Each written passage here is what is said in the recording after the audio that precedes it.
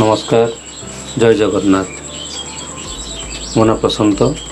आज आम जाना कि छतु चाष करने आगु क्यों क्यों कार्य प्रति ध्यान देवा उचित। से सब कार्य प्रति आम ध्यान न देवा तो आम छतु चाष अमल प्रभाव पड़ो। जमीती बहुत किसी कार्य अच्छी जोटा कि आम कई ध्यान दौने से प्रति आउ प्रोडक्शन कमिला पर आम भावु कि आमर कौन पाई कि एते परिश्रम कलु आम सबकि ठीक कलु फिर भी आमर कहीं प्रोडक्शन कमिगला छतु अमल कहीं क्षति घटला। तो सही सब विषय आज मुझे जानी से जनवाक चेष्टा करी आशा करी कि आपण वीडियो निश्चिंत भल लगे। आसतु जाना से विषय में क्यों कार्य प्रति आम प्रथम ध्यान देवा उचित। देखो आम जो छतु चाष करूँ जो जगार से जगह को आम कौन करूँ डायरेक्ट बनई दू बनईदेला सब ठीक ठाक कलापर आम कौन करूँ जाकि बेड पकई आरम्भ करदू और बेड पकईकि प्रथम थर द्वितीय थर तीन थर पर्यंत आपण भल प्रोडक्शन आसो किंतु तापर आपणकर धीरे धीरे प्रोडक्शन कमिब। तार कारण है सर्वप्रथम कारण है कि आप जो स्ट्रक्चर जो घरे आपड़ छतु चाष करुँच तो से घर को आपण केबे भी माने विशोधन करूना। तो से घर को आपण प्रथम विशोधन करने उचित। जमीती कि प्रथम छतु चाष करने आगु आप कौन करेंगे ना जो जगार आप जो स्थान में जो घरे आप पकाउछंती बेड पकाउछंती छतु बेड पकाउछंती से जगह को आप भल भाव विशोधन करने उचित। देखो विशोधन आप दुई प्रकार करते गोटे है आपणकर मेडिसिन पकई करते आ गोटे है नॉर्मल आप गोटे मेडिसिन है कौन आप फॉर्मालिन यूज करके छतु जो जगह पकेबे से जगह को आप स्प्रे करी फॉर्मालिन स्प्रे करी 1 लीटर पानी रे 10 मिलीग्राम आप फॉर्मालिन पकईकि से जगह को आप विशोधन करते किंतु आ द्वारा कौन हम ना इनडायरेक्टली आप शरीर भितर को फॉर्मालिन जीव निश्वास द्वारा आपंक शरीर भितर को फॉर्मालिन जीव कहीं आप जो पकेबे तो आप निश्वास उश्वास ने ना से समय आप करना से फॉर्मालिनटा आप शरीर भितर जीव। आम जाचे फॉर्मालिन हूँ कैंसर हबार मुख्य कारण हूँ फॉर्मालिन। तो आम जानी शुणिकी आम भूल कहीं करने जा तेणु ताहा आप फॉर्मालिन द्वारा विशोधन न करिकी आप सबुठू सहज उपाय हूँ ब्लीचिंग द्वारा आपंकर स्ट्रक्चर आप जगह को विशोधन करूँ। देखो 10 लीटर पानी रे बेसी ब्लीचिंग लगे नहीं क्या 10 लीटर पानी रे 200 ରୁ 250 ग्राम ब्लीचिंग भल भाव में मिसई दिंतु एवं आपन जो जगार पकईबे आप 1000 स्क्वायर फुट हो 2000 स्क्वायर फुट हो 3000 स्क्वायर फुट किसी नहीं आप जितकी जगार पकईबे छतु चाष करेंगे छतु बेड पकईबे से जगह को पकईबार 24 घंटा आगुरी पकईबार 24 घंटा आगुरी प्रथम गोटे थर पूरा भल भाव में स्प्रे करदे स्प्रे करिकी से जगह को आप पूरा पूरी सबुआड़े ढापिदेवे। जमी कहवा कि आप जो जगार छतु बेड पकईबे जमीती कि आप से जगह को नेट हो बा अखा हो बा जेकोसी पॉलिथिन हो आप जहाँ द्वारा ढापी थे पूरा तक कभर करदे कभर करदे कौन से गैस टी आप बाहर को नजीब से सेड भितर आप यापर कौन करेंगे या 24 घंटा छाड़देले जिते बड़े आप पकड़ा जी बेड तार 2 घंटा आगुरी पुणी थे आप कौन करेंगे ना से ब्लीचिंग पानी को स्प्रे करदे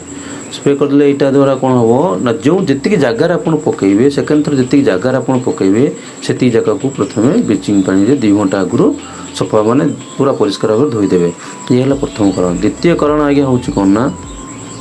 आप जो जगार बेड पकईबे से जगह को परिष्कार परिच्छन्न करने उचित। जमीती कि आप गोटे 1000 स्क्वायर फुट जगार पकाउछ 2000 स्क्वायर फुट आप छतु बेड पकाउछंती तो सेठी कौन करेंगे ना आप तार 10 foot distance structure 10 foot distance 4 foot जाक आप कौन करेंगे ना पूरा परिष्कार परिच्छन्न रखा पड़ो। जमती घास फास हो न कि किसी से अपरिष्कार नथिबो सेमती आप रखा पड़ो। एवं सबुठ बड़ कथा है कौन आप जो जगह छतु बेड पकईबे देखो छतु बेड पकड़ नड़ा फड़ा पड़ो से नड़ा को आप सांगे सांगे ताको परिष्कार करदेवे परिष्कार कर सारिकी छतु बेड पकई सारा पर आपन से जो तले बाली थी बाली तो पकई थे से बाली उपर कौन करेंगे ना आप चूर्ण सुखा चूर्ण पाउडर आप कौन करेंगे ब्लीचिंग पाउडर आप कौन करेंगे तले पकईदेवे जहाँद्वारा कि सीटा इन्फेक्शन हम ना। द्वितीय कथा है। तृतीय कथा है कौन आप जो थे पकईबे मन करूँ आप गोटे बनई ये थाक थाक कर पकाउछन्ती बा सिंगल भी पकाउछन्ती तो आपन तो बाउंस रखी बा किछि गोटे रखी तो पकेबे ना से को मध्य आपन परिष्कार करिया दरकार विशोधन करबा दरकार ताकू आपन किपरि विशोधन करबे जेंति मन करंतु मु जेन बाउंस रे पकाउछि तो आपन बाउंस रे पकाउछन्ती जो बाउंस रे आपन दी खंड बाउंस जो रखिबे इटा पर जो बाउंस रखिबे बा पत्थर पर जो बाउंस रखिबे से बाउंस को प्रथमे कोन करिवे ना सेमती 10 लिटर पानी रे 200 ग्राम ब्लीचिंग पकई तक भल भाव में मिसेबे मिसई सारापर से स्प्रे को कौन करें ना प्रथम आप बाउंस स्प्रे करदे बाउंस स्प्रे करदे बाउंस सुखीगला से पतला स्तर गोटे चूनर कोटिंग करेंगे जमी चून पेंट करेंगे ताद्वारा कौन बाउंस जो जीवाणु थे से जीवाणु सब नष्ट हो आप बेड सुरक्षित रहा तृतीय कथा चतुर्थ कथा है कौन आज्ञा आपन जो बेड पकेबे से बेड रे आपन जो मंजी यूज करेंगे से उन्नत धरण मंजी होता दरकार उन्नत धरण कहले कौन धरतु आपन भुवनेश्वर एरिया बा कटक एरिया बा बारिपदा एरिया कर आपन जो एरिया रे करुछंती आपन प्रथमे से एरिया रो मंजी को आपन आनिकी बेड पकांतु आपन धरतु करुछंती बालेश्वर रे और आपन आनिबे भुवनेश्वर एरिया रो मंजी हबो आज्ञा हबोनी मु मना करनी किंतु कोन हबो ना आपनकर एरिया रो क्लाइमेट एवं से एरिया रो क्लाइमेट अलगा थिबो आपन के एरिया रे आइले कोन जो चासी बा जो लोक आपन के एरिया रे छतु मंजी बनौछंती से माने आपन को क्लाइमेट को लेकी छतु मंजी बनौछंती तो आपन से एरिया रो मंजी आनी पकैले आपनकर भल प्रोडक्शन हबो ये गला द्वितीय चतुर्थ कथा तो एबे आसीबा आमे पंचम कथाटी है कौन आपन बेड पकई सारे बेड पकई सारा आपन कौन करेंगे ना केते दिन रे से जो पॉलीथिन बेड पकई सारा पॉलीथिन जो ढापी थे से पॉलीथिन के आपन केते दिन रे काढ़िबे सेटा आज्ञा सबुठ गुरुत्वपूर्ण कथा कि आपन जदि छतुर प्रोडक्शन अधिका चाहती तो पॉलीथिन के आपन केते दिन रे काढ़िबे सेटा जानिया निहात दरकार देखो आपन जो जगह धरतु आप ग्रीष्म दिन कर खरा दिन कर तो पॉलीथिन को आपन 4 दिन 5 दिन रे काढ़िबे 4-5 दिन काढ़ी ताकू आपन देखिए 4-5 दिन कम फिंपी होती कम फिंपी होते आपको 5 दिन में काढ़ा पड़ो 5 दिन में काढ़ी कौन करना पूरा काढ़ा दरकार नहीं अल्प टे 4 फुट टेकिकी आपको हावा देवा पड़ो पवन देवा पड़ो पवन देले कौन हम ना आप बेड टेम्परेचर मेंटेन हो पार ना तो फिर बेड टेम्परेचर बढ़ीगले एत कौन करना अलग अलग प्रकार बेमारी छतु बेड्रे देखादेव जहाँद्वारा कि आपंकर प्रोडक्शन रे क्षति घटो अमल क्षति घटो तो आप 5 दिन रु बेड काढ़ा पॉलीथिन काढ़ा बेड रु पॉलीथिन काढ़ा आरंभ करेंगे कमती क्रमश प्रत्येक दिन आप घंटे 1.5 घंटा 2 घंटा अध घंटा आप टेम्परेचर अनुसार आप पॉलीथिन काढ़े जमीक आप काढ़े देखिए कि जे आपंकर बेड पूरा सुखी जाऊनी कि पूरा अधुआ रोनी से भाया अवस्था आसले पुणी थे आप करेंगे बेड को ढापीदेवे एमती प्रत्येक दिन कर 10 दिन बेलू देखिए आपंकर पिन हेड बा छोट छोट कढ़ आसी छतु कढ़ आसी तापर आप कौन करेंगे ना संपूर्ण बेड रु कवर काढ़ी पॉलीथिन काढ़ी आपन कौन करेंगे दरकार तो अनुसार पानी आप स्प्रे करेंगे यदि आपको पानी आवश्यकता नहीं तो आप भी पानी स्प्रे करवा उचित नुहे यदि आपंकर आवश्यक पड़ो बेड्रे पानी स्प्रे करार तो आप पानी स्प्रे करेंगे कि ये गोटे कथा मन रखिए आप 4 दिन 5 दिन को देखिए आपंकर तलपट बेड्र तलपट आप पूरा सुखी जाइए कि आप से तलपट को प्राय पानी स्प्रे करवा उचित कारण यदि तलपट पानी स्प्रे आप न करेंगे तो तलपट तो सुखी से कौन कर तलपट अंश कौन कर पूरा बेड्रु आपंकर पानी की आड़ को टाण द्वारा कौन ना बेड पूरा सुखी जहाँद्वारा कि आप बेड संपूर्ण नष्ट हो एबे जानिबा कि आमे पॉलीथिन तो काढ़ीदेले तो आमे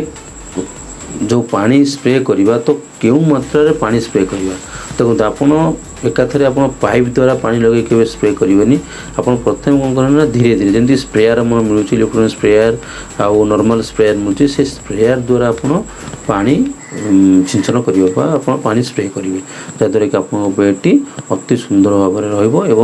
भल प्रोडक्शन दब एसबू जदि आप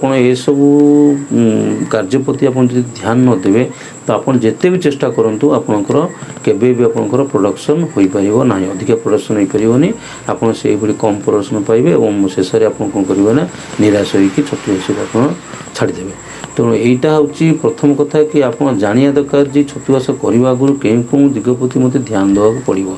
ଯେମିତି ଆଉ ଗୋଟେ କଥା କହିବି ଆଜ୍ଞା, ଟେମ୍ପରେଚର ଖରାଦିନେ ବେଶୀ ବଢ଼ିଯାଏ, ତ ସେଇ ଟେମ୍ପରେଚରକୁ ଆମେ କିପରି ମେଣ୍ଟେନ୍ କରିବା। ଦେଖନ୍ତୁ ଆପଣ ଫଗର ସିଷ୍ଟମ୍ ଯଦି ଲଗାଇ ପାରିବେ, ଫଗର ସିଷ୍ଟମ୍ ଲଗାଇ ପାରିଲେ ଆପଣଙ୍କର